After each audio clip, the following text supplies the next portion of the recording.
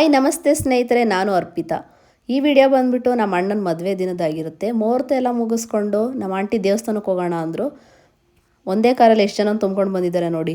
ನಾವು ಹೊರಟಿದ್ದು ಅಲ್ಲೇ ಹತ್ರದಲ್ಲಿರುವಂಥ ಶ್ರೀ ಕೆಂಚಾಂಬ ದೇವಸ್ಥಾನಕ್ಕೆ. ಇವರು ಹಾಸನಾಂಬ ತಾಯಿಯ ತಂಗಿ.